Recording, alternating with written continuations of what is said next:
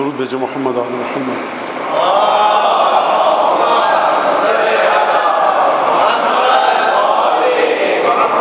اعوذ باللہ من الشیطان الرجیم. بسم اللہ الرحمن الرحیم. الحمد للہ الذی جعل الحمد مفتاحا لذکرہ وسببا للمزید من فضلہ ودلیلا علی آلائہ وعظمتہ والصلاة والسلام على عبده ومن وحيه وخاتم رسله سيدنا ومولانا بالقاسم محمد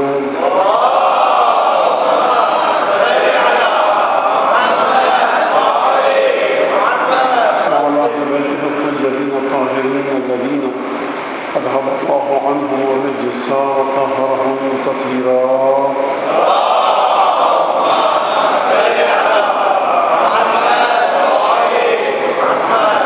الدائم على أعدائهم أجمعين. أما بعد فقد قال الله الحكيم في كتابه المجيد أعوذ بالله من الشيطان الرجيم وجعلنا منهم أئمة يهدون بأمرنا لما صبروا وكانوا بآياتنا يوقنون. سورہ سجدہ کی 24ویں آیت امامت کا مقام صبر ہے. امامت کی پہلی خصوصیت یہ ہے کہ پروردگار عالم کے حکم سے امام کو امام بنایا جاتا ہے. اور پھر اس کے بعد امام کے ایمان کے بارے میں کہ جن کو پروردگار نے امام بنایا کانوا بآیاتنا یوقنون. کل کی گفتگو اس حد تک رہی کہ بنیادی طور سے انسان کو مومن کیسے سمجھا جائے اور انسان کو منافق کیسے سمجھا جائے, انسان کو کافر کیسے سمجھا جائے. اور قرآن مجید کی روح سے اور قرآن مجید کی آیات کے ذریعے یہ بات آپ کے سامنے پیش کی گئی, سمجھانے کی کوشش کی گئی کہ پروردگار عالم نے اور سیرت نبی کریم صلی اللہ علیہ وآلہ وسلم نے ہم کو یہ بات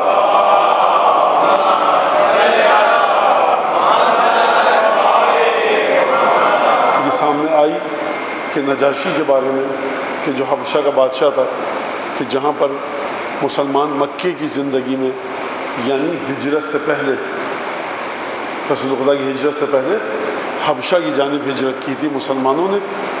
تو اس میں جناب جعفر طیار نے گفتگو کی تھی اور وہاں پر پھر نجاشی کے سامنے وہ تمام واقعات ہوئے.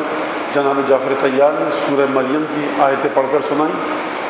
اور اگر میں یہاں سے جناب جعفر طیار کا جو خطبہ ہے مختصر سا اس سے امام سجاد کی زندگی کو یعنی چچا کی زندگی کو بھتیجے سے منسلک بلکہ دادا لگے ایک لحاظ سے دادا کے بھائی امام سجاد کے دادا امیر المومنین کے بھائی جناب جعفر طیار.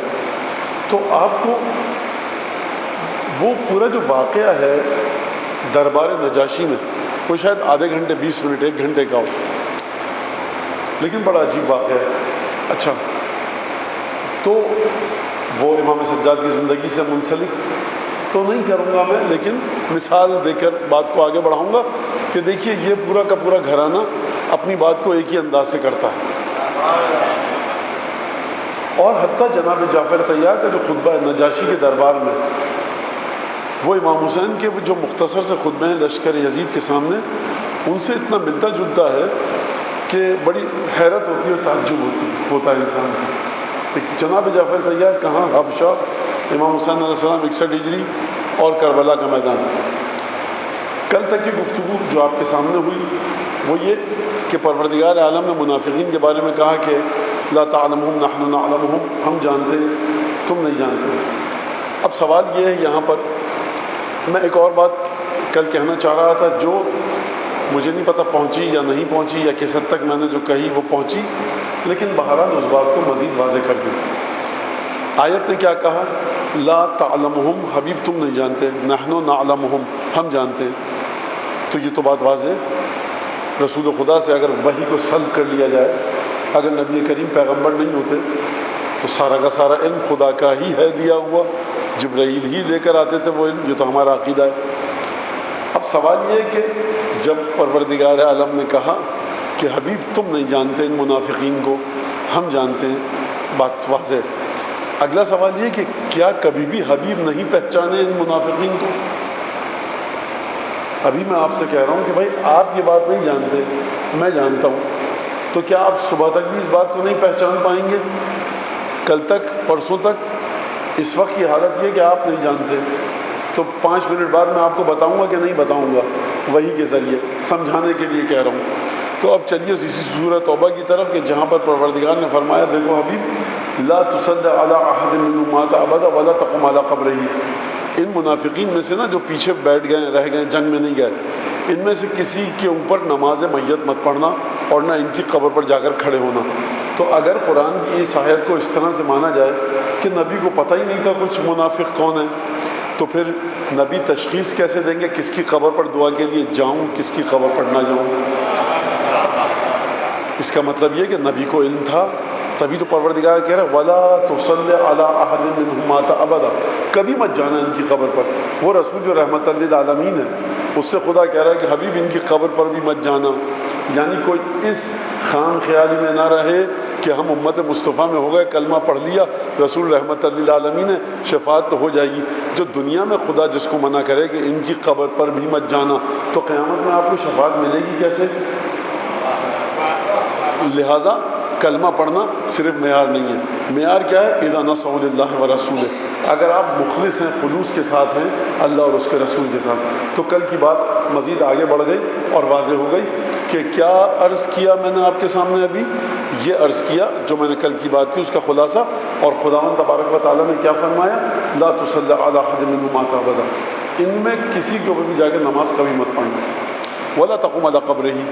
اچھا نماز نہیں پڑھی، چلے ٹھیک ہے، ایک بڑا مثبت نقطہ آ جاتا ہمارے مردے پہ رسول اللہ نے نماز پڑھی، بھائی قبر پر تو آپ قبرستان میں ہر ایک کی جاتے ہیں نا،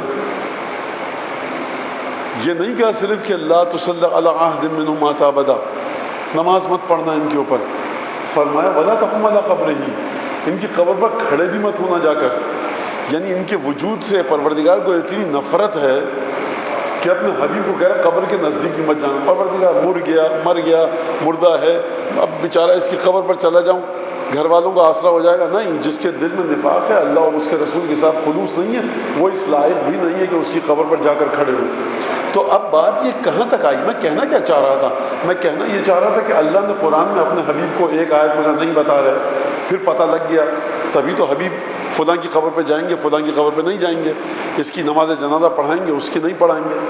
لیکن ایک بات سامنے آ گئی کہ آپ معیار یہ مت رکھیے کہ جو بھی رسول خدا کو جس نے چہرہ انور کی زیارت کی اور کلمہ پڑھ لیا وہ سب کے سب نیک لوگ ہو گئے۔ قرآن آپ کی اس فکر کا مخالف ہے، ہم جانتے ہیں، تم نہیں جانتے۔ پھر قرآن نے جب کہا کہ قبر پہ کھڑے مت ہونا، نام نہیں لیا۔ اور میں آپ کو مزید بتاؤں، 2 صحابی ایسے ہیں جو بالکل مختلف صحابی ہیں، ان صحابیوں جیسا کوئی صحابی نہیں ہے۔ 2 صحابی، ایک ابو ذر غفاری اور دوسرے حذیفہ یمانی۔ ابو ذر غفاری میں کیا خصوصیت ہے؟ نبی کریم نے کہا کہ ما ازلت الغبرہ واقلت الخضرہ، آسمان نے سایہ نہیں ڈالا، زمین نے بوجھ نہیں اٹھایا، اصدق لہجۃ من ابی ذر، ابو ذر غفاری سے زیادہ سچے انسان تھے۔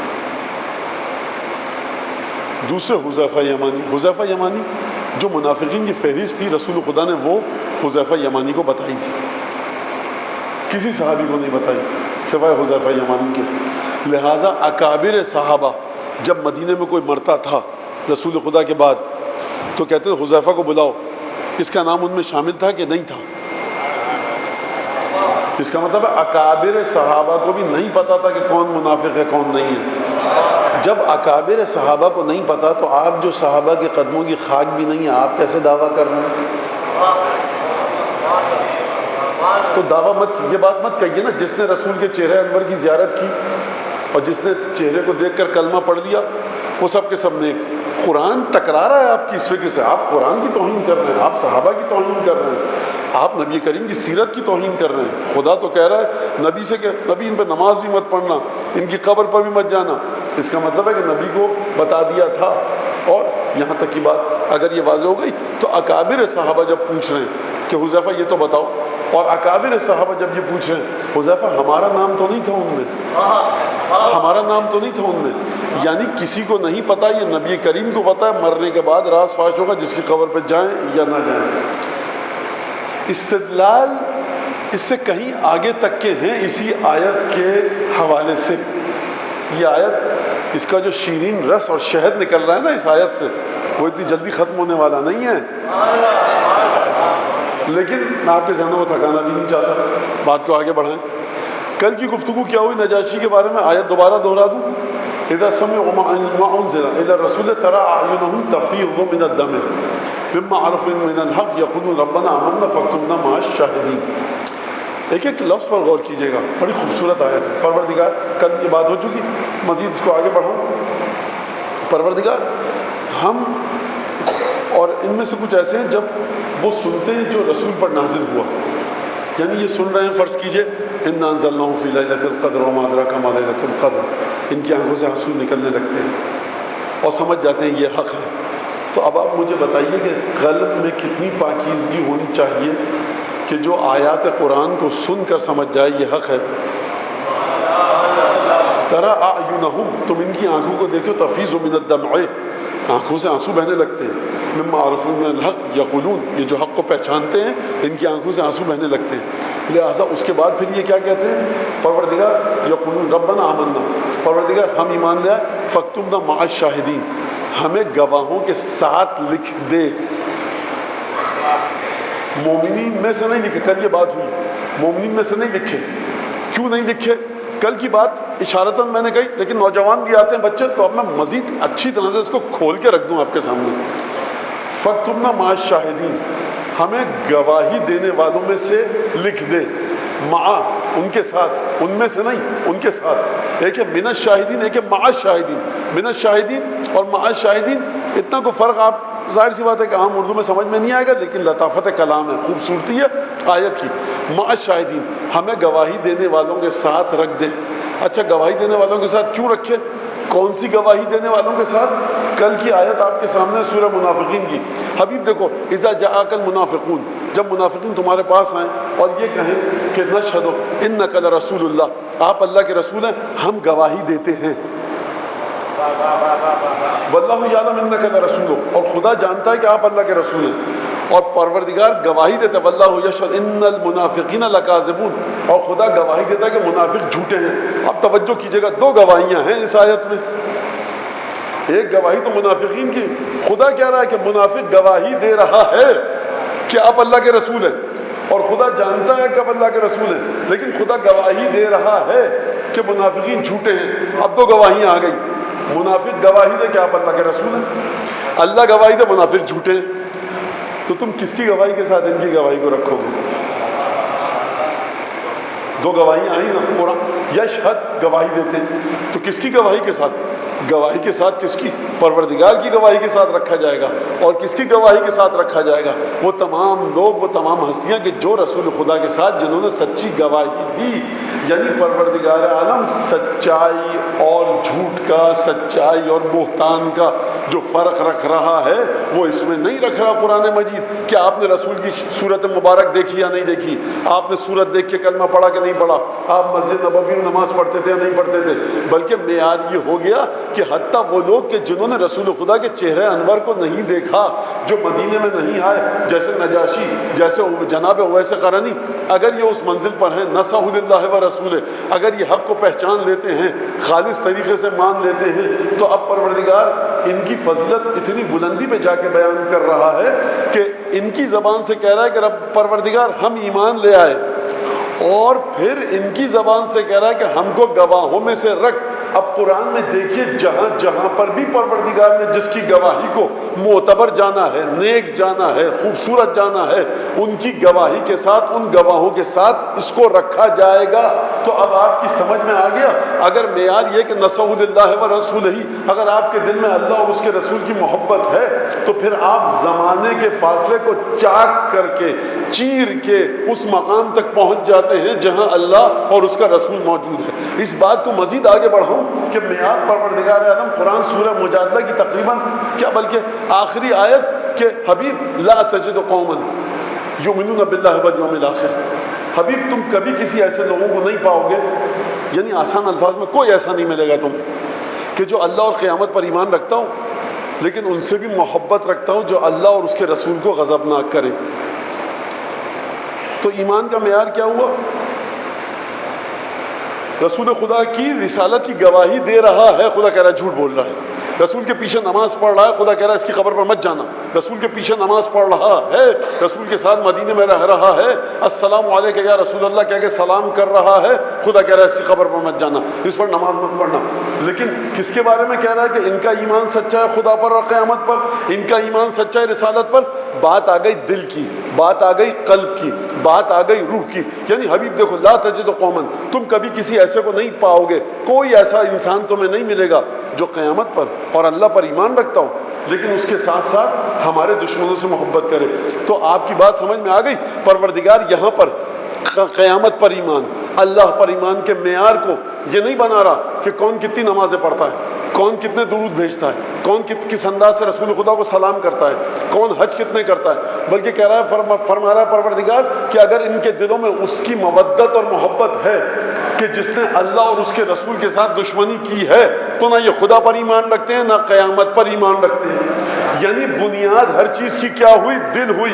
اذا نصحوا للہ، سورہ توبہ میں فرمایا جب ان کا دل خالص ہے اللہ اور اس کے رسول کی محبت میں، جن کی آنکھوں سے آنسو بہنے لگتے ہیں۔ یعنی آپ کے دل میں محبت اور مودت کس کی ہے؟ آپ کا دل کس کے لیے تڑپتا ہے؟ اگر آپ اس مرحلے پر ہیں تو پروردگار نے فرمایا کہ ہاں، اگر یہ ان سے مودت نہیں رکھتے کہ جو اللہ اور اس کے رسول سے دشمنی کرتے ہیں۔ معیار کیا ہو گیا؟ بات واضح ہو رہی ہے آپ کے سامنے۔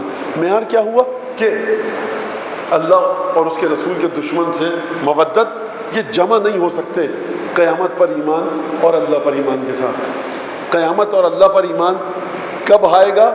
کہ جب آپ اللہ اور اس کے رسول کے دشمن سے نفرت کرنا شروع کر دیں، محبت کو نکال دیں۔ تو لاکھ کہتے رہے اب آپ کہ ہم اللہ کو بھی مانتے ہیں، رسول کو بھی مانتے ہیں، لیکن کربلا میں چھوڑ دیجئے بس اس بات کو، پر ٹھیک ہے ہو گئی بات، آپ کو طے کرنا پڑے گا۔ کربلا کو آپ دیکھ کر گزر نہیں سکتے آگے، کیونکہ کربلا امتحان ہے رسول خدا کی مودت اور محبت کا۔ اسی وجہ سے جناب زینب، امام سجاد، امام حسین، ان تینوں ہستیوں نے مسلسل جو کربلا میں خطبے دیے، خانوادہ نبوت کے ساتھ اپنے تعلق کو ثابت کیا، اہل بیت کے ساتھ اپنے تعلق کو ثابت کیا، قرآن کے ساتھ اپنے تعلق کو ثابت کیا، آیت تطہیر کے ساتھ اپنے تعلق کو ثابت کیا۔ یعنی دیکھو یہاں پر بات جو بحث جو ہو رہی ہے، جو گفتگو ہو رہی ہے، کسی چیز کی نہیں ہو رہی، یہاں بات ہو رہی ہے خانوادہ نبوت کی، رسول کے ساتھ سچی محبت کی، رسول کے ساتھ سچی مودت کی۔ اس کا معیار نماز نہیں کہ تم کو ہم وہاں نماز پڑھیں تم یہاں نماز پڑھو، اس کا معیار یہ ہے کہ تم محبت اہل بیت کے پرچم تلے آئے کہ نہیں آئے۔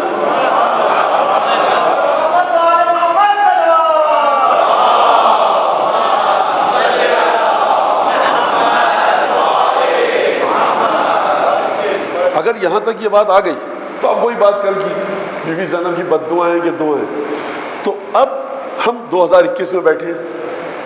امام رضا علیہ السلام نے نسخہ بڑا آسان بتایا، زیارت وارث نے آپ کو نسخہ بڑا آسان بتایا، زیارت عاشورہ نے بڑا آسان نسخہ بتایا۔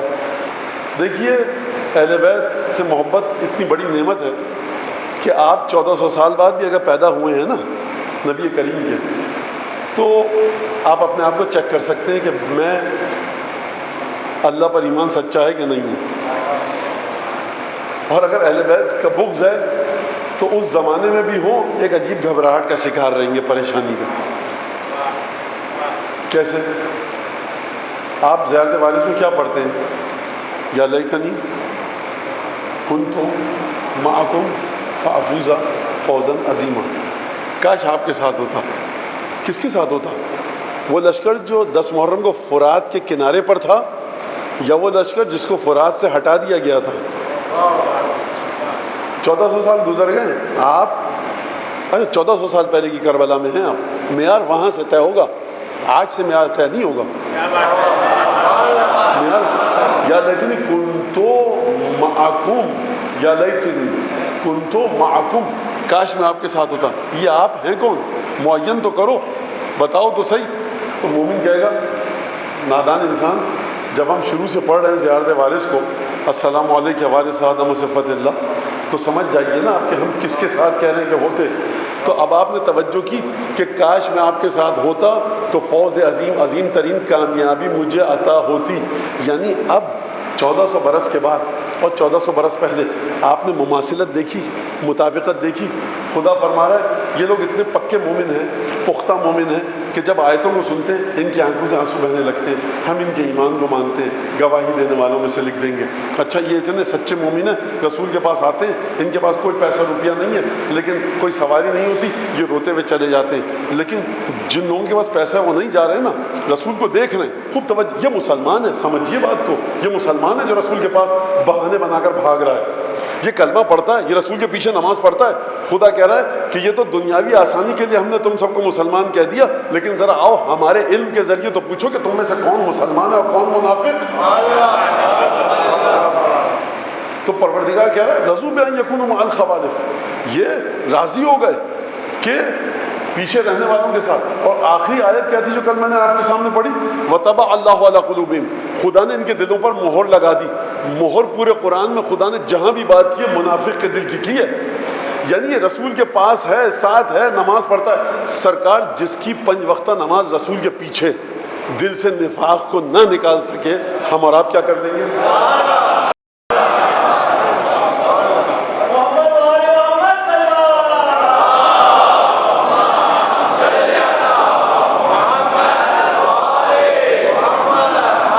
رسول کے پاس ہر ایک کو بیٹھا دیکھ کر، رسول کے ساتھ ہر ایک کو گفتگو کرتے دیکھ کر یہ مت مان دیجیے گا مومن ہے.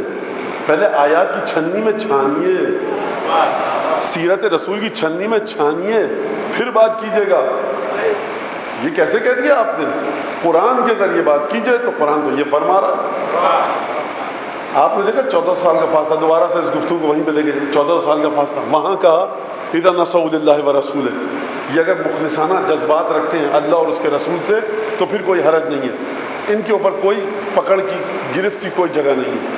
یہ بڑے اچھے لوگ ہیں، نیک لوگ ہیں، لیکن اگر پیسے والے ہیں، مال و دولت ان کے پاس ہے، لیکن اس کے باوجود بھی یہ لوگ، یہ انسان اس طرح کے ہیں کہ نہیں آنا چاہتے، تو پھر انما السبیل علی الذین، یہ سبیل ان کے اوپر ہے، پکڑ ان کے اوپر ہے کہ یستأذنونک، اجازت لیتے ہیں، وہم اغنیاء، پیسے والے. تو پروردگار دل کی بات کر رہا ہے. اب اگر دل کی بات آ گئی تو سورہ مجادلہ نے کیا کہا دل کی بات کے سلسلے میں، قلب اور روح کی بات کے سلسلے میں؟ کہ حبیب دیکھ لو تم، اگر یہ تمہارے اور ہمارے دشمن سے محبت کرتے ہیں تو لا کے کہتے رہے لا الہ الا اللہ، ہم قیامت پر ایمان لائے، ہم ان کو مومن نہیں مانیں گے. سورہ مجادلہ کی آخری آیت. تو آپ بات سمجھ رہے ہیں؟ مسلسل بات جو ہے وہ کس کے گرد گھوم رہی ہے؟ قلب کے گرد. اب کوئی یہاں سے یہ نہ سمجھے کہ مولانا عمل کو بے عملی یا بد عملی کی دعوت دے رہے ہیں. مسلسل کہا ہے میں نے، جو عبادت نہیں کرتا، واجبات کو انجام نہیں دیتا، مستحق عذاب ہے. جس پر جو عبادت واجب ہے اس کو انجام دینی ہے، مستحق عذاب ہے. گفتگو یہ نہیں ہے ہماری گفتگو یہ ہے کہ عبادتوں کے بیج کو کس زمین میں بوئیے گا.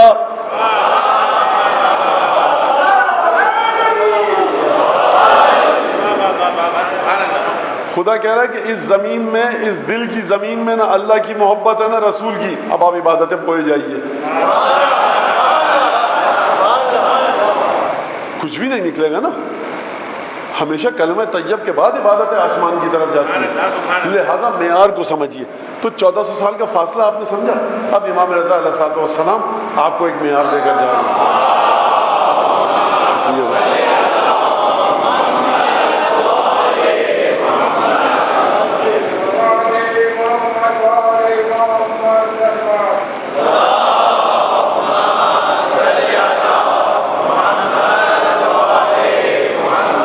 مولا میں پریشان ہوں، کیا کروں، کس کے ساتھ ہوں؟ میں ان میں ہوں کہ جو اللہ پر ایمان رکھتے ہیں، میں ان میں سے ہوں کہ جو قیامت پر ایمان رکھتے ہیں. میں سورہ توبہ کے اس گروہ میں تو نہیں ہوں کہ اگر مر جاؤں تو میرا نبی میری قبر پر نہ آئے.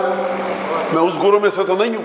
اگر نبی کے زمانے میں ہوتا، نبی میری لاش پر، جنازے پر نماز جنازہ نہیں پڑھتے یا میری لاش پر آتے. اب یہ تو معیار ہے نا، معیار یہی ہوا نا. تو میں کیا کروں پھر؟ کس طرح سے اس آیت کی روشنی میں سمجھوں؟ تو امام رضا نے آپ کو پریشانی سے نکال دیا کہ بھائی دیکھو، اہل بیت کے جو محبت کرتے ہیں نا، جو اہل بیت سے، ان کے لیے وقت کوئی مسئلہ نہیں ہوتا. وہ ہمیشہ جڑے رہتے ہیں اپنے مرکز سے. چلچلاتی دھوپ میں تالاب کے پاس پالان شتر کا ممبر بنا ہو یا کربلا 61 ہجری کا عاشورہ، جڑے رہتے ہیں اسی سے. تو پروردگار شک ہے. امام رضا نے فرمایا، یبن شبیب ان سرک ان یکون لک ثواب من استشهد مع الحسین، شبیب کے بیٹے اگر تجھے یہ بات اچھی لگتی ہے، اگر تجھے یہ پسند ہے، یعنی بارگاہ امامت میں جبر نہیں ہے. کیوں نہیں ہے جبر؟ کبھی سوال کیا آپ نے؟ امام کبھی جبر کے ذریعے کوئی کام نہیں کرواتا. کیوں؟ کیونکہ امامت نام ہی ہے محبت اور عشق کا، اور محبت اور عشق کا مرکز ہے دل. امام کہیں گے میں تلوار تمہاری گردن پر رکھ دوں اور تم سے کہوں کہ مجھ سے تم نفرت یا محبت کرو، تم کر نہیں سکتے. ابھی اسی بات کو میں آگے بڑھاؤں گا، پھر نتیجہ کا آپ کو دوں گا. لہٰذا امام نے کیا فرمایا؟ شبیب کے بیٹے اگر تمہیں بات اچھی لگتی ہے، اختیار ہے، اپنے کو چیک کرو اس حدیث کے ذریعے. اگر تمہیں یہ بات اچھی لگتی ہے کہ تم بھی اس ثواب میں شریک ہو کہ جو امام حسین کے اصحاب شہدائے کربلا کو جو ثواب ملا، تم بھی اگر اس ثواب میں شریک ہونا چاہتے ہو تو جب بھی وہ یاد آئیں، جب بھی کربلا کے شہداء یاد آئیں، یہاں پر رک جائیے.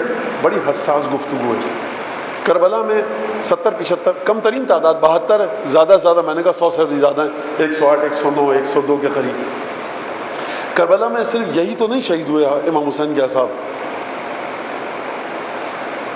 پسر سعد کے اور شمر کے لشکر کے لوگ بھی تو مارے گئے تھے نا. دن ایک ہے، خطہ ارضی بھی ایک ہے، گھڑی اور لمحہ اور لحظہ بھی ایک ہے، انداز جنگ بھی ایک ہے، فرق صرف جہتوں کا ہے، ادھر اور ادھر. شبیب کے بیٹے تم طے کرو کہ تم ادھر ہو یا ادھر ہو. جب رسول اللہ 1400 برس بعد کیسے طے کریں ہم ممبر پہ بیٹھ کے اس مسجد امام باڑے کے 1400 برس بعد؟ امام رضا فرمائیں گے جب بھی یاد آئے نا شہدائے کربلا تو جب رسول اللہ مجھے نہیں پتا شہدائے کربلا کس کو کہہ رہے ہیں آپ، شمر کے لشکر کو کہہ رہے ہیں شہداء یا امام حسین کے لشکر کو؟ سوال تو کر سکتے ہیں نا مجھ جیسا نادان. تو اب یہ آپ کے دل کی بات ہے کہ آپ جس انسان کو کربلا میں، جس لشکر کو رسول سے جڑا ہوا سمجھیں گے اسی کو تو کہیں گے نا وَلَا تَقُولُوا لِمَنْ يُقْتَلُ فِي سَبِيلِ اللَّهِ أَمْوَاتٌ. بھائی آپ 1400 برس بعد طے کیجئے اللہ کے رستے پہ کون مارا گیا.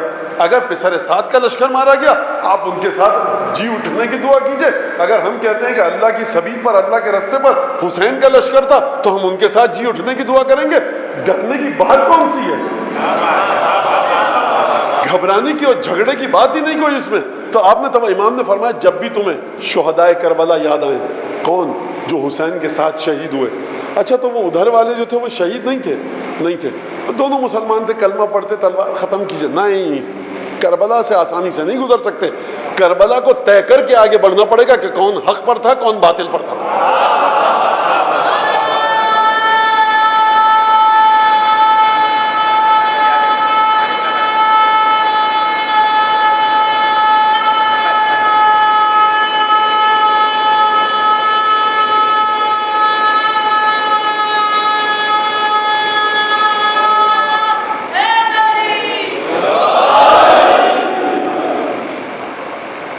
بنیاد اور نتائج. گھبرائیں کیوں؟ آپ گھبرا کیوں رہے کربلا کو دیکھ کر؟ سمجھ میں نہیں آیا. بس دونوں چلے گئے دنیا سے، دونوں گروہ. اللہ اللہ خیر صلی اللہ سب کی مغفرت کرے. ہم کیوں کسی پرائے کے جھمیلے میں پڑے؟ یہی تو بنیاد نہیں سمجھے آپ کربلا کی. کربلا پرائے کا جھمیلا اور بکھیڑا نہیں ہے، رسول کا ذاتی مسئلہ ہے. بنیاد آپ کو کربلا کو نہ سمجھنے کی یہ ہے کہ آپ رسول کو نہیں سمجھے. نعتیں پڑھ لینے سے رسول سمجھ میں نہیں آتا، قرآن کی باریکی کے ساتھ آیتوں کے مطالعے سے رسول سمجھ میں آتا ہے. اگر آپ رسول کے بارے میں یہ طے کر چکے ہیں بھائی نواسے سے بھی محبت کرتے تھے، مدینے کے لوگوں سے بھی محبت کرتے تھے، بیٹی بھی تھیں، تو آپ کا کربلا کے بارے میں زاویہ نگاہ کچھ اور ہوگا. لیکن اگر آپ نواسے رسول کو کندھے پر بیٹھے ہوئے دیکھ رہے ہیں، جس مہر نبوت کی زیارت کی آپ آرزو کرتے ہیں نا، 2 شہزادوں کا وجود مبارک اس مہر نبوت پر سوار ہو چکا ہے. تو آپ کربلا کو کہاں پہ دیکھتے ہیں؟ بھائی حسین کو رسول اللہ نے مولا حسین کو زبان چسائی، نواسے تھے ٹھیک ہے، یہیں سے آپ حضرات کیوں میری راہ جدا ہو گئی. میں یہ نہیں دیکھ رہا کہ نانا نواسے کو گود میں لے رہا ہے. ختمی مرتبت ہیں جو اپنے اس نواسے کو گود میں لے رہے ہیں کہ جو جنت کے جوانوں کا سردار ہے. یہ آپ نے حدیث پڑھی آگے چل. تو مطلب کیا ہے کہنے کا؟ مطلب یہ کہ کربلا وہ بنیادی نقطہ اور مقام ہے کہ جو رسول خدا پر ایمان کے سلسلے میں آپ کے ایمان کی کسوٹی جہاں پر آپ کا ایمان پرکھا جائے گا وہ کربلا کا واقعہ ہے. کیوں؟ رسول سے تعلق کو سمجھیے. جوانان نے جنت کے سردار ہیں. تو بنیاد کیا ہے کربلا کی؟ بنیاد، یہ جملہ سن لیجئے، رسالت کو صحیح معنوں میں درک نہ کرنا. اور نتیجہ کیا ہے؟ نتیجہ ہے تسلسل عصمت اور طہارت رسالت کا بیان. تم نا مشکل ہو گیا، میں اس کو آسان کیسے کروں؟ اس کو درود پڑھیں تو اس کو آسان کروں.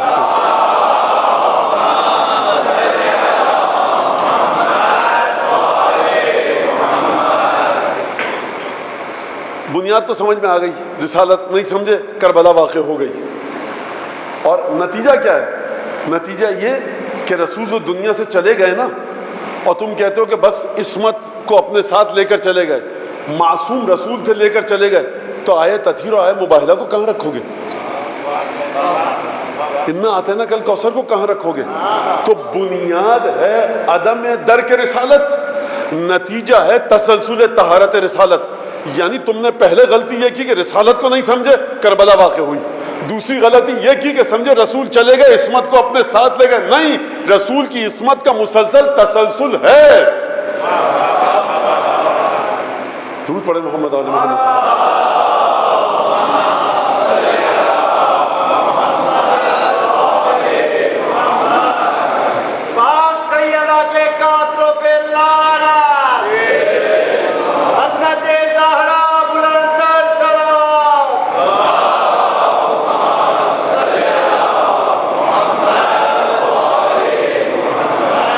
تو بہرحال بات یہ ہے کہ آپ نہیں سمجھ پا رہے. نتیجہ کیا ہے؟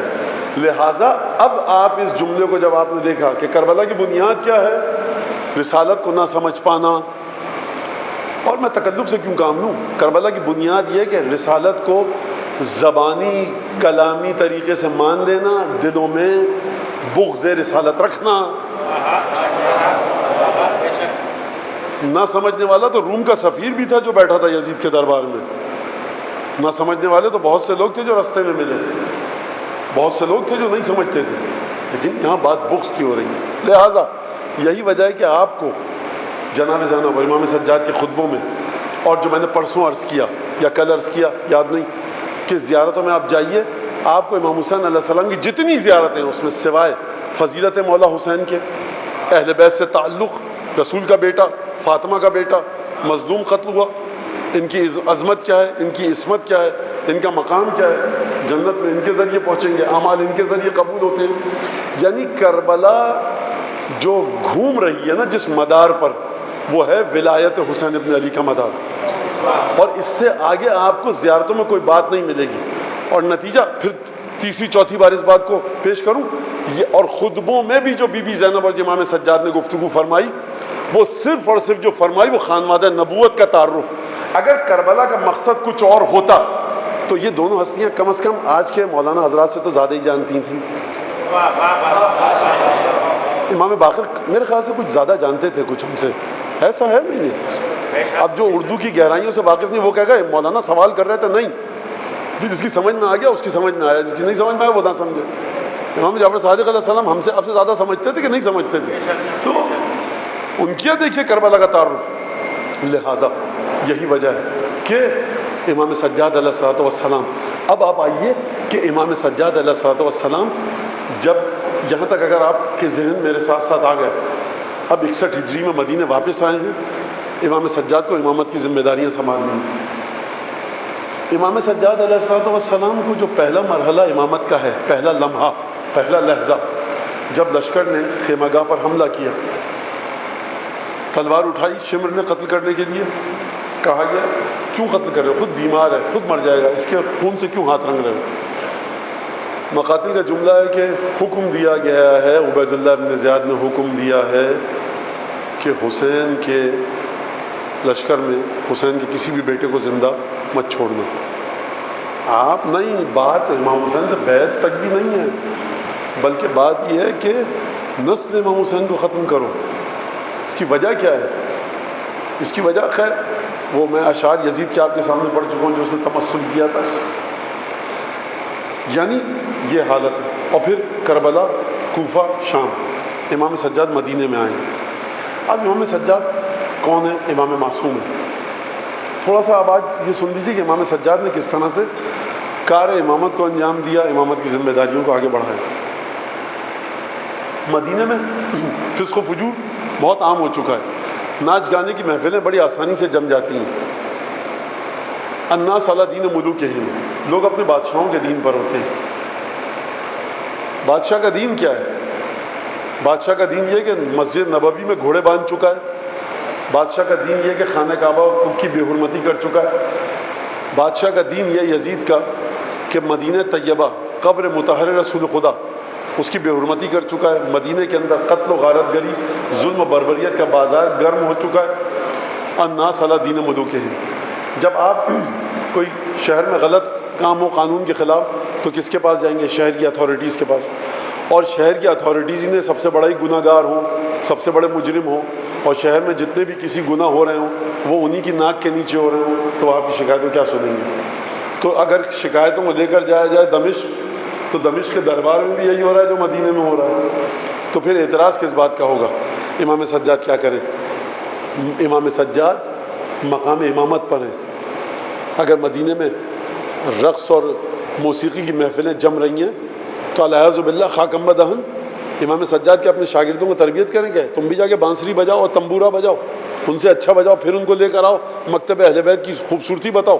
شان امامت یہ نہیں ہے. یعنی آپ جس غلیظ جگہ پر جا کر کام کر رہے ہیں، شان امامت یہ نہیں ہے کہ امام اس جگہ پر آ کر آپ کا مقابلہ کرے. مشکل سمجھے آپ امام سجاد کی؟ دوسرا مسئلہ کیا ہے؟ دوسرا مسئلہ یہ ہے کہ خاندان بنو امیہ سید الشہداء کو قتل کر چکا ہے. کس کو قتل کر چکا ہے؟ سید الشہداء کو. کون سید الشہداء؟ رسول کا نواسا. سب کو پتہ ہے، سب کو علم ہے. یہ جو مدینے پر حملہ ہوا تھا، یزید نے اپنی فوج کو بھیجا تھا، یہ حملہ کیوں ہوا تھا؟ یہ حملہ اس وجہ سے ہوا تھا کہ جب یہ لٹا ہوا قافلہ مدینے پہنچا اور تفصیل بتائی گئی کربلا کے واقعے کی کہ ان کے اوپر یہ ظلم ہوئے، ایک ایک ظلم بتایا گیا. مدینے میں غم و غصے کی ایک لہر دوڑی، رسول کے نواسے کو قتل کیا گیا، یعنی پنجتن کے آخری تن کو قتل کیا گیا. تو ایک دفعہ مدینے سے وفد گیا، جا کر دیکھا دربار یزید کو کہ ہاں فسق و فجور کی محفلیں ہیں. واپس آئے، اطلاع دی. مدینے کے لوگوں نے کہا کہ ہم نے یزید کی بیعت کو توڑ دیا، ہم یزید کو اپنا حاکم نہیں مانتے. یہ خبر گئی تو وہاں سے سزا کے طور پر اس فوج کو بھیجا گیا. یعنی امام حسین علیہ السلام کا قتل اتنا عظیم گناہ تھا کہ جس کے بعد مدینے کے لوگوں نے بیعت کو توڑ دیا. نتیجہ یہ نکلا اس کا. دیکھیں میں یہ نہیں کہنا چاہ رہا امام حسین اس وجہ سے گئے کہ مدینے کے لوگ بیعت توڑے، نہیں، میں یہ نہیں کہہ رہا. میں کہہ رہا ہوں نتیجہ مدینے کے عوام کے لیے نکلا.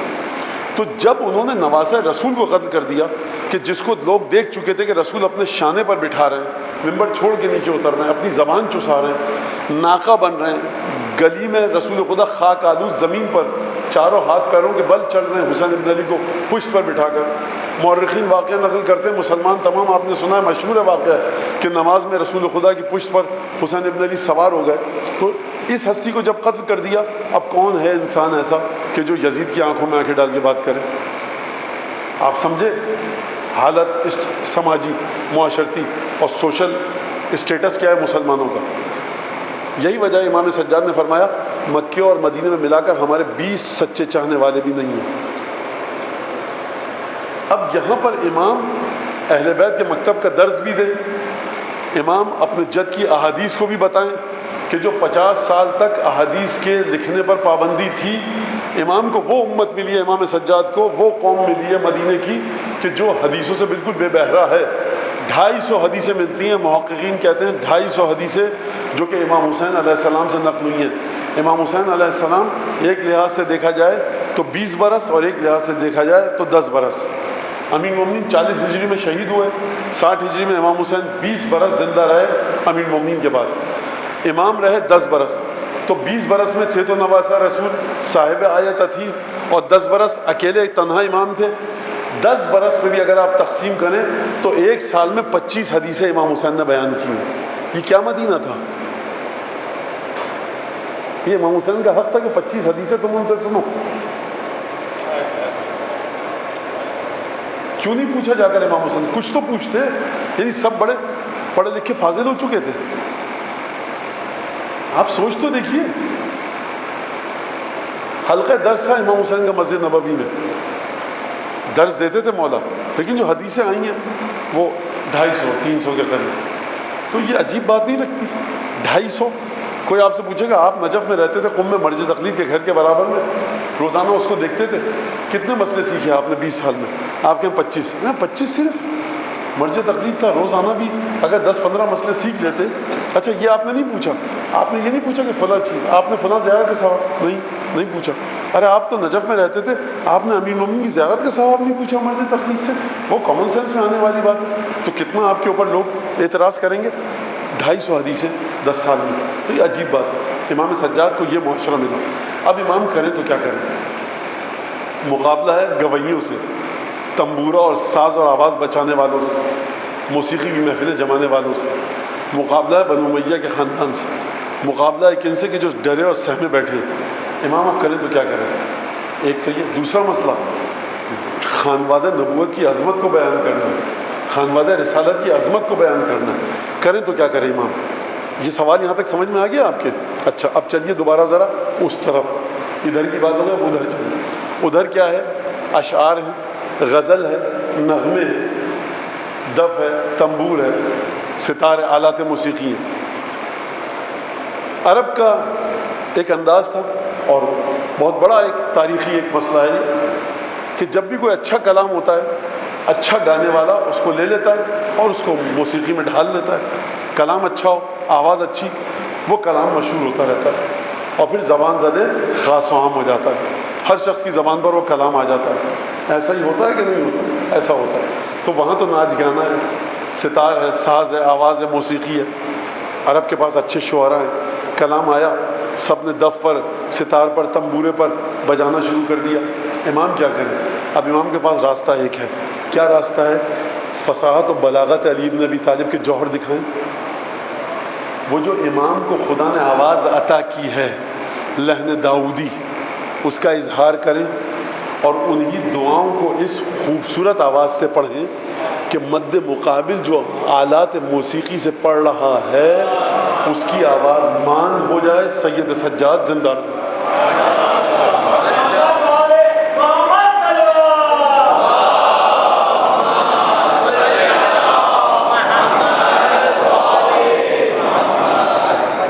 وہ جو انیس نے کہا نا حضرت علی اکبر کی اذان کے بارے میں، دیکھیے میں نے کہا نا کہ ایک تسلسل آپ کو نظر آئے گا ان سے جو جڑا ہوا ہے نا، ان کے گھر سے. غیر معصوم بھی اگر وہ جعفر طیار، غیر معصوم 14 معصومین میں نہیں ہے، تب بھی خوبور، رنگ و ڈھنگ، انداز، تیور وہی نظر آتے ہیں جو معصوم کے. یعنی یہ خانوادہ بتانا چاہتا ہے کہ ہمارے پاس جب آؤ گے تو اگر ہم سب متصل ہیں تو وہی چیزیں پاؤ گے. بہرحال تو جو انیس نے کہا نا کہ یہ حسن صوت اور یہ قرات، یہ شد و مت، حقہ کے افصح الفصحا ہے، انہی کا جد لہجہ ہے گویا حضرت داؤد باخرت. یا رب رکھے صدا کو زمانے میں تعبد، شعبے صدا میں پنکھڑیاں جیسے پھول میں بلبل چہک رہا ہے ریاض رسول میں. حضرت علی اکبر کی اذان کے بارے میں میر نے کہا ہے. اور یہ جو میں نے پڑھا، اب جو بچے شوق رکھتے ہیں جا کر دیکھیں گے اس کو، وہ دیکھیں یہ جو بند یہ اتنا اونچا نہیں ہے، اس کے بعد جو 4-5 بند ہیں وہ انیس آسمان پہ چلے گئے. پھر اس کے بعد لے کر نماز اصحاب سید الشہداء کو، اور سید الشہداء کی نمازوں کو، اور سید الشہداء کے جو 18 بنی ہاشم تھے، اور سید الشہداء کے انصار. پھر وہ اگلے جو 3-4 بند ہیں وہ آسمان پہ جا چکے ہیں، پھر وہ زمین پہ نہیں رکے، وہ اتنے بلند بند ہیں. لیکن تو لہجہ گویا حضرت داؤد باخرت. اب امام میں نے کیا کہا؟ یہدون بامرنا. کیا مطلب یہدون بامرنا؟ امام کا وجود مجسم ہدایت ہے. امام کا وجود مجسم ہدایت ہے. امام یعنی کیا مطلب؟ وجہ اللہ، خدا کا چہرہ ہے. اچھا یہ بچے جو ہے نا مولانا، وہ کسی نے سنا ہم نے کہ خدا کا چہرہ امام نہیں ہے، یہ دوسرے معنوں میں زیارتوں میں آیا ہے. اسی لیے کہتا ہوں زیارتیں پڑھیے، دعائیں پڑھیے آپ. امام خدا کا چہرہ، وجہ اللہ. اب اس کی تفسیر کیا کی گئی اصول کافی میں، وہ پھر کسی اور وقت کے لیے. تو امام خدا کا چہرہ ہے. کیا مطلب خدا کا چہرہ ہے؟ آپ کہتے ہیں بچوں کے لیے اب میں کیا کروں؟ مولانا لگتا ہے غصے میں، کیسے پتا؟ چہرہ سرخ ہو گیا. مولانا بڑے خوشی تھے، کیوں؟ چہرے کا رنگ ایسا ہو گیا. مولانا صاحب پریشان تھے ممبر پہ، چہرے پہ یہ رنگ تھے. تو آپ مزاج کو سمجھتے ہیں چہرے کے ذریعے. سلامت رکھے، اور جو چلے گئے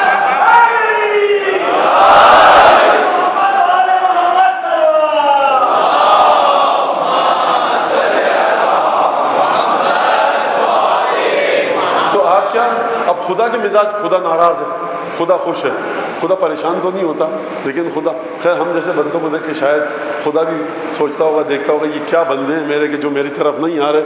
حسین ابن علی نے اپنے تمام قربانیاں دے دی لیکن ان کی بات سمجھ میں نہیں آ رہی۔ بہرحال تو خدا کے مزاج کو آپ کیسے سمجھیں گے؟ امام کے وجود کو دیکھ کے، خدا امام خدا کا چہرہ۔ تو امام ہدایت کرتا ہے کیسے؟ یہدون بامرنا، خدا کے امر کے ذریعے۔ جب خدا کے امر کے ذریعے کرتا ہے تو خدا کا امر کیا ہے؟ خوب توجہ کیجیے گا، بہت آسان اور حساس بات ہے، بڑی فیصلہ کن بات ہے۔ خدا کا امر کیا ہے؟ جنگ خیبر میں جاتے امیر مومنین گھوڑا دوڑاتے ہوئے در خیبر کے سامنے 2 رکعت نماز پڑھتا ہوں میں قربتاً اللہ۔ آپ کہتے خدا کا امر یہی تھا، لیکن کیا کیا مولا نے؟ مرحب کو زمین چٹوائی اور 4 انگلیاں گڑائیں، اکھاڑ لیا۔ اب آپ کہہ رہے ہیں خدا کا امر یہ ہے۔ اگر نماز پڑھتے آپ کہتے خدا کا امر یہی تھا۔ اچھا علی نے نماز نہیں پڑھی وہاں پر، فرض کیجئے جا کر انگلیاں گڑائیں اور اکھیڑ دیا دروازے خیبر، تو خدا کا امر یہ ہے۔ تو خدا کا امر آخر سمجھیں گے کیسے آپ کہیں مولانا ہمیں کیا پتہ، جو ہمارا امام کرے گا وہی خدا کا امر ہے۔ لہٰذا آپ یہ اچھا امیر مومنین کے بارے میں آپ کو کوئی نہیں دکھے گا کہتا ہوا کہ اتنی خوبصورت آواز سے دعا پڑھتے تھے، اتنی خوبصورت دعائیں پڑھتے تھے۔ کیوں؟ کیونکہ امر الہی یہ ہے کہ اس وقت دروازہ خیبر کو اکھیڑو۔ امر الہی یہ ہے کہ گھر میں بیٹھ کر سلمان اور مقداد اور ابو ذر اور عمار یاسر اور ان تمام شاگردوں کی تربیت کرو۔ امر الہی یہ ہے کہ اب مدینہ چھوڑ کر جاؤ کوفے۔ امر الہی یہ ہے کہ اب سر سجدے میں رکھو، ابن ملجم تلوار لگا دے، لگانے دو، امر الہی یہ ہے۔ اب امر الہی یہ ہے کہ اب حملہ کرو، اب امر الہی ہے بستر پر سو جاؤ، امر الہی کے گرد۔ اب جب امام سجاد تک امر الہی آیا تو اب امام امر الہی کے ساتھ ساتھ چلتا ہے۔ کیا مطلب؟ اب امام سجاد نے وہ معجزہ دکھایا اپنی آواز کے ذریعے جس کی ضرورت تھی۔ جنگ خیبر میں ضرورت نہیں تھی اس معجزے کی، وہاں پر 4 انگلیاں گڑا کر نکالنا تھا دروازے کو۔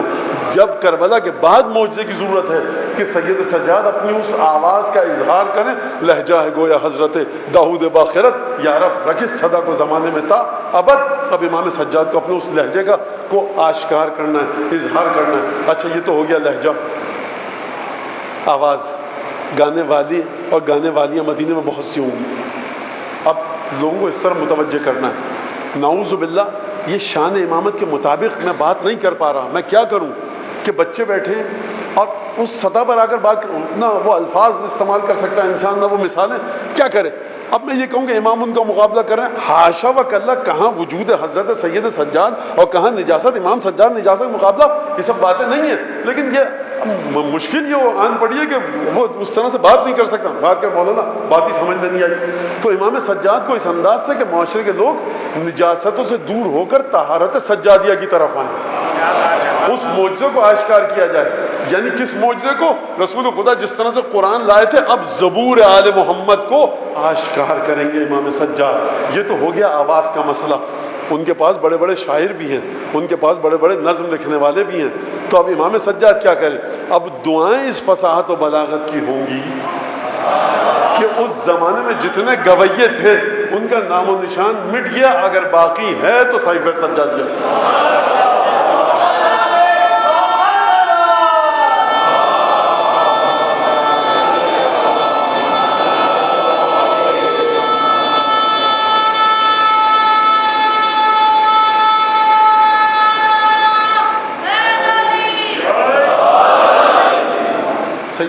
یہ تو ہو گیا لہجہ، یہ ہو گیا الفاظ۔ اچھا اب الفاظ میں بات کیا کی جائے؟ بات کیا کی جائے؟ تو دیکھیے عید آتی ہے، وہ تنبورہ ستار اور ڈھول تاشا لے کر ناچ گانا شروع کر دیتے ہیں۔ بقرعید آئی، جو مدینہ مخالف لوگ ہیں وہ یہ کرتے ہیں، ہر خوشی کے موقع پر وہ ایک ناچ گانے کی محفل اور موسیقی کی محفل جمتی ہے۔ امام سجاد کیا کریں؟ شب عید کی دعا، بقرعید کی دعا، عرفے کی دعا، جمعے کی دعا، توبہ کے لیے دعا، والدین کے لیے دعا، قرضے کی دعا، زندگی کی جتنی مشکلات ہیں اس کی دعائیں۔ اچھا یہ تو ایک 2-3 مسئلے سمجھ گیا۔ اب مسئلہ یہ ہے کہ سب سے بڑا جو اہم خطیر ترین کام ہے وہ کیا ہے؟ دعائیں بتانا مقصود نہیں ہے، ان کو نمازی بنانا مقصود نہیں ہے. نَصَحُ لِلَّهِ وَرَسُولِهِ، اللہ اور اس کے رسول کی محبت پیدا کرو دل میں. وہ کیسے آئے گی؟ وہ محبت اہل بیت کے بغیر تو آ نہیں سکتی. تو محبت اہل بیت کے لیے کیا کیا جائے؟ اب امام سجاد کی دعاؤں کو دیکھیے، صرف دعائے مکارم الاخلاق ایک دعا 22 مرتبہ امام سجاد نے وہاں پر درود بھیجا ہے.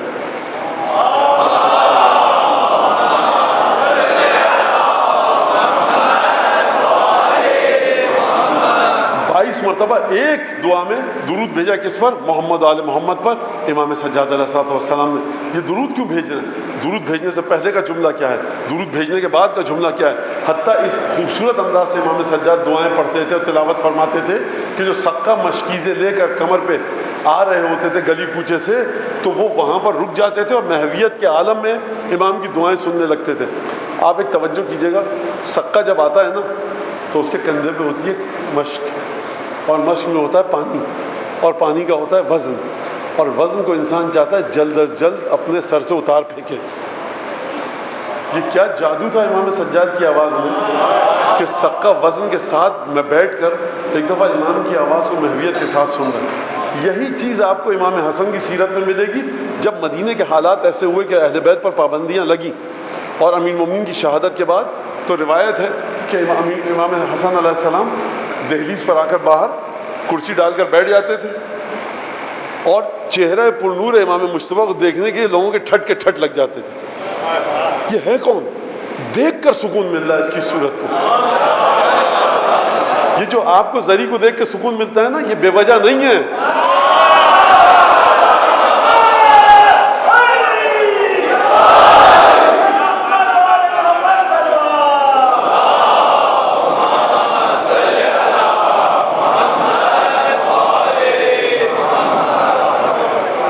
مومنین کہتے ہیں بہت سارے مومنین، خدا مجھ جیسے کو بھی یہ توفیق دے کہ مولانا حرم میں گئے امام حسین کے، امیر المومنین کے، مولا سے کہا مولا موت اگر دینی یہیں پہ ابھی اسی وقت دے دے. تو یہ کیا ذری میں طاقت ہے کہ جو آپ کو موت کے لیے تیار کر دیتی ہے؟ اذا نصح للہ ورسولہ، اللہ اور اس کے رسول کے ساتھ مخلصانہ محبت، یعنی پنجتن سے محبت، یعنی امام سجاد سے محبت، یعنی سلسلہ امامت اہل بیت سے محبت، یعنی اللہ اور اس کے رسول کے ساتھ آپ مخلص ہیں.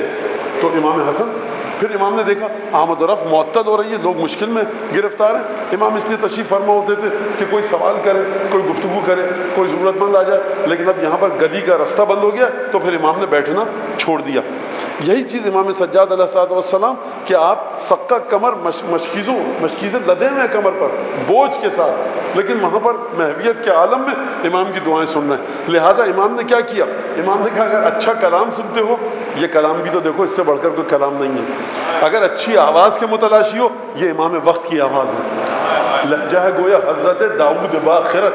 اگر تم چاہتے ہو کہ دین سیکھو ان دعاؤں میں، اور اگر پروردگار تیری طرف سے مجھ پر ذمہ داری یہ ہے کہ میں محبت کو اہل بیت علیہ السلام کی عام کروں، تو دعاؤں کے اندر جو محمد آل محمد پر درود مسلسل امام سجاد بھیج رہے ہیں. یہ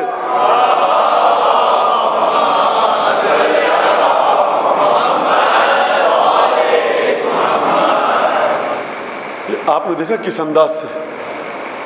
اور پھر ایک عادت ہے، اچھا یہ مجھے کوئی دلیل نہیں ہے اس کی میرے پاس کہ میں نے تاریخ میں باقاعدہ لکھے ہوں اس طرح سے جملے جو بات اب میں کہنا جا رہا ہوں، لیکن یہ مسئلہ ہے کہ البتہ جو اسلام سے پہلے کا زمانہ تھا اسے کہتے ہیں جاہلیت کا زمانہ. اب وہ کیوں کہتے ہیں جاہلیت، وہ ایک الگ چیز ہے، لیکن بڑے فصیح و بلیغ قسم کے شعراء ہوتے تھے اور زبان بڑی خالص ہوتی تھی. تو جب بھی کوئی اچھا کلام کہتا تھا، جو مغنی ہوتے تھے، گانے والے، غنا کرنے والے، وہ ان کے کلام کو لے کر، جیسا کہ میں نے کہا، پڑھ کے، اور وہ کلام مشہور ہو جاتا تھا. تو یہ امام سجاد کا جو کلام ہے یقیناً یہ مشہور ہوا ہوگا، یقیناً زبان زد و خاص و عام ہوا ہوگا، اور یقیناً یہ پھیلا ہوگا. اور پھر اہل بیت کی وہ شان اور وہ عظمت کہ جو قتل امام حسین علیہ السلام کی بنیاد پر وجہ سے تمام لوگ ڈر رہے ہیں کہ اب امام سجاد کے نزدیک آئیں، نہیں آ سکتے. بابا کو ان کے قتل کیا گیا ہے، معمولی انسان نہیں تھا دنیاوی لحاظ سے، جو لوگوں نے دیکھا ہے اس لحاظ سے معمولی ہستی نہیں تھے امام حسین۔ جو عالم غیب میں حسین ابن علی ہیں وہاں تک تو آپ نہیں پہنچ سکتے۔ جو ظاہری لحاظ سے لوگوں نے دیکھا وہ کس طرح سے دیکھا، وہ منزلت وہ نہیں ہے کہ جس کو ہر انسان درک کر لے پا لے۔ جب اس کو قتل کر دیا یہ اسی کا بیٹا ہے سید سجاد، لہٰذا لوگ نزدیک آتے ہوئے ڈریں گے۔ تو کس طرح سے امام علیہ السلام نے دعاؤں کے ذریعے تبلیغ کی، دعاؤں کے ذریعے اپنے پیغام کو دیا۔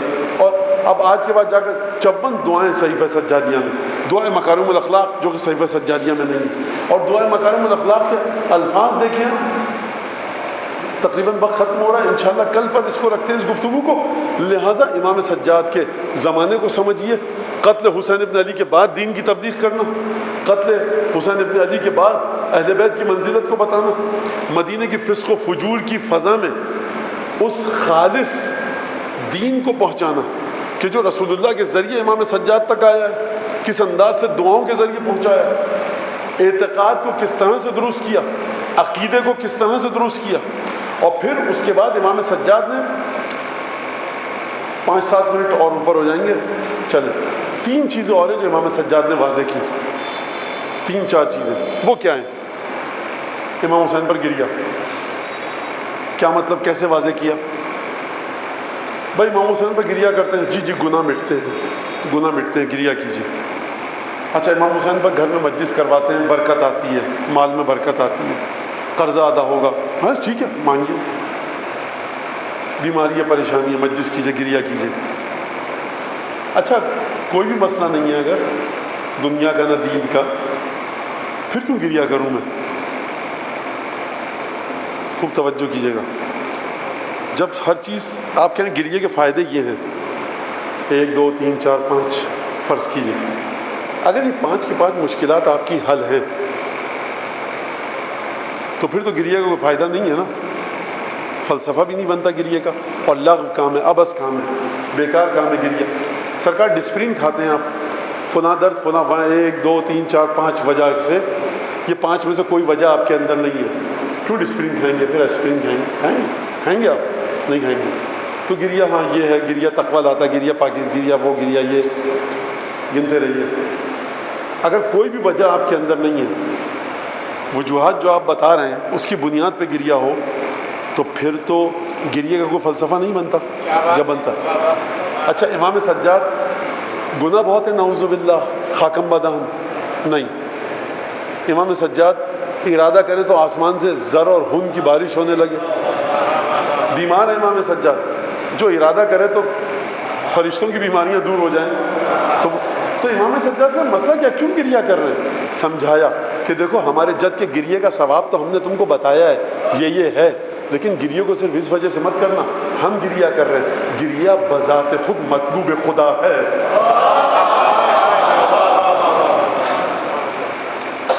دنیا میں ایسے تقویٰ پاکیزگی، جناب سیدہ کو کس طہارت کی ضرورت ہے؟ جناب سیدہ کو الیاذ باللہ خاکم بدہن، میرے منہ میں خاک، سیدہ کو کون سے گناہ بخشوانے کی ضرورت ہے؟ گریہ اصل میں کمال تک پہنچاتا ہے، سیدہ کو کس کمال کی ضرورت ہے؟ اللہ نے فاطمہ کی بزرگی زہ شرف، بابا ملا تو فخر رسولان ما سلف، شوہر ملا امیر عرب اور شہ نجف، کس کا ماں؟ انیس ہے، انیس۔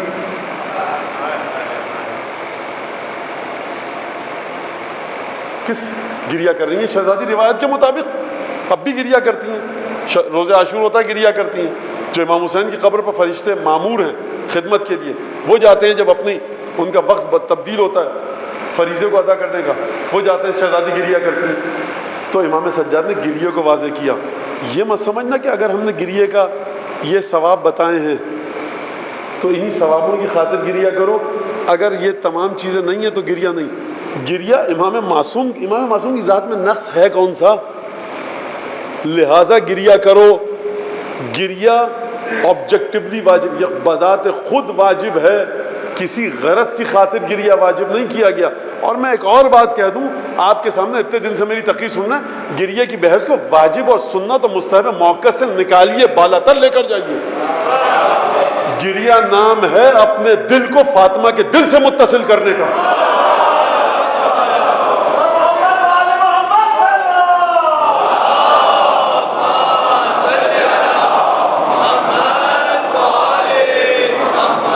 بکا ما من عبد بکا علی الحسن الا ووصل فاطمہ ووصل رسول اللہ. امام صادق فرما رہے ہیں کامل الزیارات میں کوئی بھی شخص جو گریہ کرتا ہے، جب وہ بندہ مومن گریہ کرتا ہے تو اپنے آپ کو متصل کرتا ہے سیدہ سے، اپنے آپ کو متصل کرتا ہے رسول سے.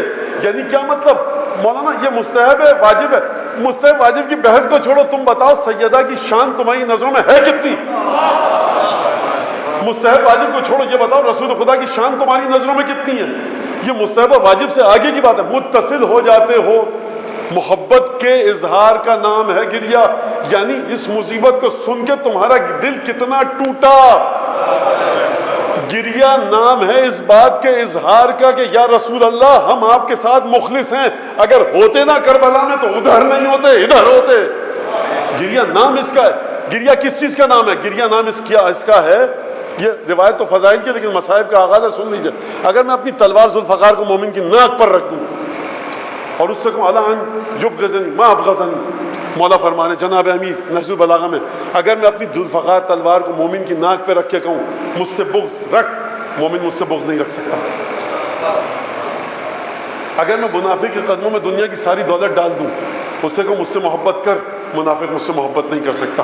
وذالک قد انقضى بما قضى، اور یہ فیصلہ ہو گیا جس فیصلہ کرنے والے نے کیا. میرے بھائی رسول کا فیصلہ ہے یہ کہ یا علی تجھ سے سوائے مومن کے کوئی محبت نہیں رکھے گا اور سوائے منافق کے کوئی بغض نہیں رکھے گا. آپ یہاں تک آ گئے؟ اچھا مجھ سے محبت رکھ، خوب توجہ کیجیے گا. تلوار رکھ دی ہے میں نے ناک پر، مجھ سے بغض رکھ، کاٹ دوں گا گردن. کہہ گا یا علی گردن کاٹ دیجیے، تلوار آپ کی ہے، لیکن میں کیا کروں، بغض آ ہی نہیں رہا آپ سے. نہ کہ نہیں کر پا رہا، آ ہی نہیں رہا. تو یہ علی بن ابی طالب سے محبت ہے.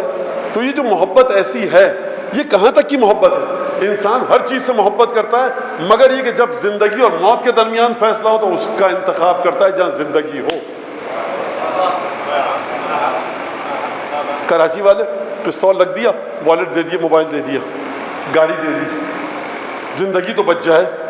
لیکن اگر کوئی زندگی نچھاور کرنے پہ تیار ہو ایک محبت کی خاطر، یا علی چلانی ہے تلوار چلا دیجئے، نفرت آپ سے نہیں کر سکتا.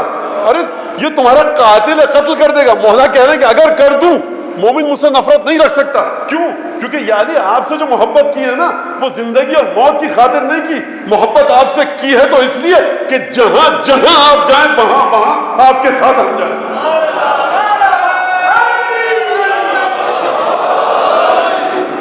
تو گریے کو آپ نے گریہ کیا، آپ یہ نہیں کرتے، آپ صحیح بات ہے زندگی کو بہتر کیجئے آپ اپنی، لیکن گریہ کسی سبب سے نہیں. گریہ کا سبب صرف ایک ہے، تمہیں فاطمہ کے فرزند کی مصیبت سن کے دل ٹوٹا یا نہیں ٹوٹا؟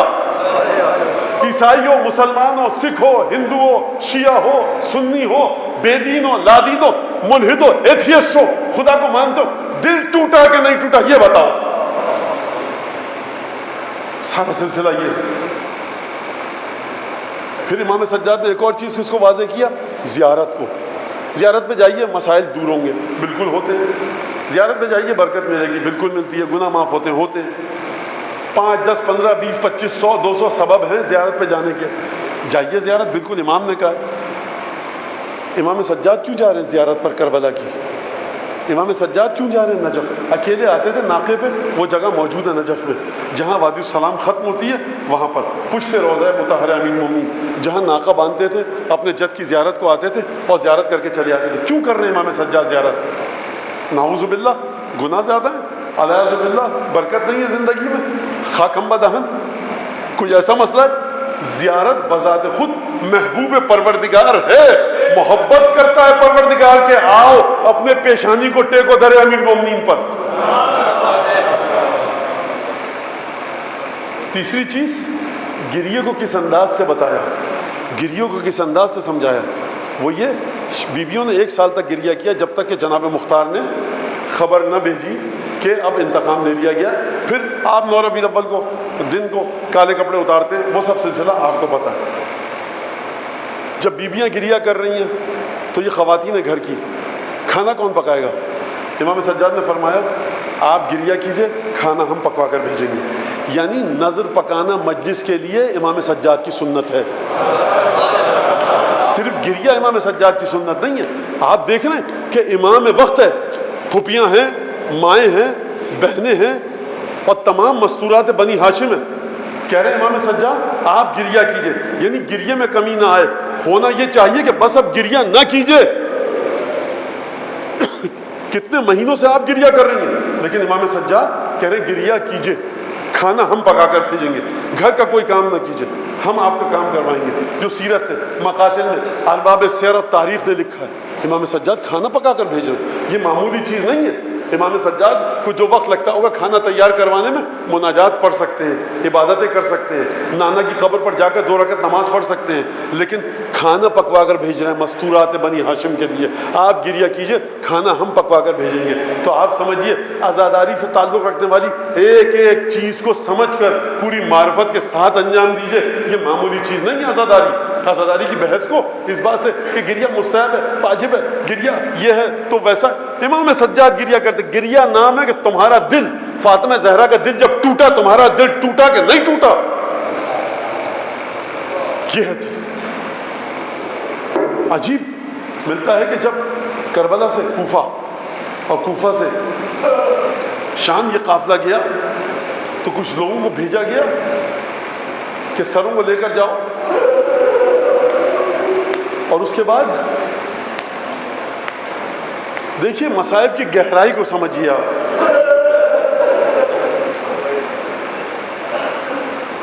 امام باقر کی روایت ہے امام سجاد سے، یعنی بیٹا اپنے پدر گرامی سے پوچھ رہا ہے، 5ویں امام 4تھے امام سے پوچھ رہے ہیں. کل میں نے ایک جملہ کہا تھا کہ جو سوگوار ہوتا ہے، جو غمزدہ ہوتا ہے، اس کو تعزیت کیسے دی جاتی ہے؟ پانی کا گلاس دیا جاتا ہے، شربت دیا جاتا ہے، کھانا کوئی دیتا ہے لا کر. اچھا جب اگر فرض کیجئے کہ دوسرے شہر سے خبر آئی ہے، ٹرین کا سفر ہے، ہوائی جہاز کا، کسی کو ساتھ کیا جاتا ہے کہ بھائی یہ خاتون ہے، کسی خاتون کو ساتھ کرو. اکیلے بیچاری کیسے سفر کرے گی؟ اس کے پاس خبر آئی ہے بھائیوں کے انتقال کی، تو 2-4 گھنٹے یہ کسی دوسراہٹ ہو، کوئی دوسری خاتون ہو اس کے ساتھ. دیکھو بھائی سفر میں خیال رکھنا. یہ آپ نے تمہید سنی میرے منہ سے. اچھا اب آپ مجھے بتائیے کہ امام باقر کی روایت ہے امام سجاد سے کہ بابا یہ بتائیے کہ ہم کو کیسے لے کر جایا گیا. امام سجاد نے بتایا کہ پہلے سر تھے، مستورات کو قافلے میں یہاں رکھا گیا، ہم کو یہاں رکھا گیا. امام سجاد کا ایک جملہ آپ کے سامنے میں پڑھتا ہوں. مقتل کے مطابق امام سجاد نے فرمایا کلما دمعت عین احد منا قرعت رؤوسنا بالرماح. بیٹا محمد باقر، جب بھی ہم میں سے کسی کی آنکھ میں آنسو کا ایک قطرہ آتا تھا. اچھا مجھے آپ ایک سوال کا جواب دیجئے، اس حالت میں آنسو کا ایک قطرہ آتا ہوگا، باپ کا سر سامنے، چچاؤں کے سر سامنے، بھائیوں کے سر سامنے، 18 بنی ہاشم، پھوپھیاں، رسول اللہ کی بہویں، بیٹیاں بے محمل کے ناکوں پر. سید سجاد مولا فرما رہے جب بھی ہم میں سے کسی کی آنکھ میں ایک آنسو کا قطرہ آتا تھا. یہ ظالم جب ہماری آنکھوں میں آنسو کو دیکھتے تھے نا تو تسلی کس طرح سے دیتے تھے؟ ہمارے سروں میں اپنے نیزے گڑھاتے تھے. میں کہوں گا یا رسول اللہ ذرا آپ خود سے آئیے. یا رسول اللہ آپ کا حکم ہے نا کہ جب کوئی مر جائے اس کے گھر میں جاؤ، 3 دن تک کھانا دو، کلیجے سے لگاؤ، صبر کی تلقین کرو، اس کے سامنے خوشی کا اظہار مت کرو. یا رسول اللہ یہ آپ نے کہا نا. میں کہوں گا یا رسول اللہ یہ آپ کی بیٹیاں اور بہویں ہیں، ان کے بچوں کے سر لو کے نیزہ پر ہے. کس طرح سے تسلی دی جا رہی ہے کہ سروں میں نیزے چبھائے جا رہے ہیں. بس یہ قافلہ آگے بڑھا، ایک دفعہ قافلہ آگے بڑھا. یہ مدائن کہتے ہیں کہ ہم نے سروں کے جو صندوقچیاں تھیں ان کو رکھا اور پھر لہو لعب میں مشغول ہوئے. ایک دفعہ ہم میں سے کچھ لوگ سو گئے، میری آنکھ کھلی ہوئی تھی. میں نے ایک دفعہ دیکھا آسمان سے ہماریاں اتری نورانیاں، ایک کے بعد ایک برقع پوش بی بی اتری جس کے برقعے میں سے نور نکل رہا تھا، ہماریوں میں سے نور نکل رہا تھا. بڑی باعظمت، بڑی باہیبت، با جلال بیویاں، جلالت اور عظمت کے ساتھ. اس کے بعد ایک اور ہماری اتری، اس میں سے ایک برقع پوش معظمہ جس کی ہماری میں سے نور نکل رہا تھا. وہ جب نکلی تو ان بیویوں نے بڑا عجیب احترام کیا. میں نے ایک دفعہ آنے والے سے پوچھا جو ان کے ساتھ آئی تھی کہ یہ بیوی کون ہے؟ کہا یہ حوا ہے، یہ مریم ہے، یہ سارہ ہے، اور یہ آسیہ ہے، اور یہ جو آخری ہماری اتری ہے یہ کون ہے؟ کہا یہ حسین کی ماں فاطمہ زہرا ہے. ایک دفعہ ہماری یہاں اتری، یہ شخص کہتا ہے کہ میں نے دیکھا یہ برقع پوش معظمہ براہ راست اس صندوقچے کے پاس گئی کہ جس میں حسین کا سر رکھا تھا.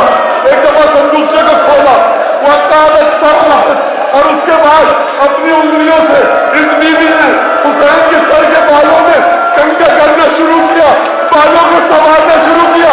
عزیزوں, تمہارے انجیلیوں پر امام زمانہ رحمت کرے. 3 جملے سنو, 3 جملے اپنی کفن پر لکھوانا, اپنی اولاد کو وصیت کرنا, یہ 3 جملے. ایک دفعہ بیوی نے یہ جملہ کہا, یا غریب الحسین, اے ماں کے پردیسی حسین, یا چین حسین, اے میرے پیاسے حسین, یا مظلوم حسین, ارے فاطمہ کے مظلوم, یعنی فاطمہ جو عرش سے آئی ہے نا, جو خود سے آئی ہے. فاطمہ کے دل کو بڑی تکلیف ہے کہ بیٹے کو پردیس میں قتل کیا گیا. فاطمہ کو بڑی تکلیف ہے کہ بیٹے پر ظلم کیے گئے.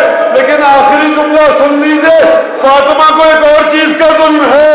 میرے الفاظ میں, بیٹا حسین, تیری ماں کو بڑا دکھ ہے کہ جب تجھے ذبح کیا گیا